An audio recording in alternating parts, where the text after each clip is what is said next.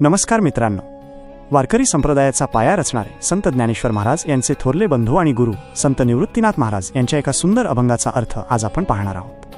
निवृत्तीनाथ महाराज म्हणतात की या जगात मोक्ष मिळवण्यासाठी किंवा ईश्वराचा साक्षात्कार होण्यासाठी कठीण अनुष्ठानांची गरज नाही। त्यासाठी सर्वात सोपे आणि प्रभावी साधन कोणते, तर ते आहे विठ्ठल कीर्तन। निवृत्तीनाथ महाराज म्हणतात की अनेक साधनांचा विचार केला असता विठ्ठलाचे कीर्तन, नामस्मरण आणि गुणगान हे सर्वात श्रेष्ठ आणि सुलभ साधन आहे।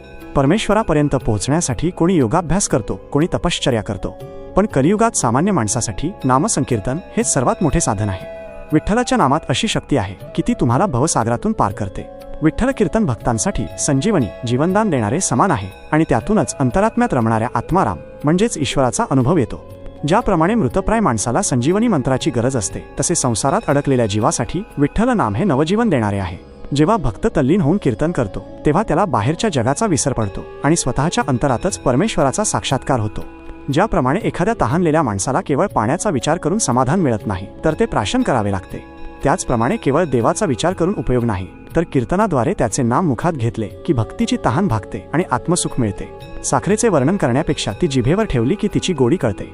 तसेच विठ्ठल कीर्तन हे भक्तीची ती गोडी आहे जी भक्ताला प्रत्यक्ष ईश्वरी आनंदाचा अनुभव देते। थोडक्यात सांगायचे तर संत निवृत्तीनाथ महाराज आपल्याला हाच संदेश देतात की विठ्ठलाच्या नामात तल्लीन होणे हेच जीवनाचे सार्थक आहे। ते केवळ नाम नाही, तर भक्तांना जगण्याची उमेद देणारी संजीवनी आहे।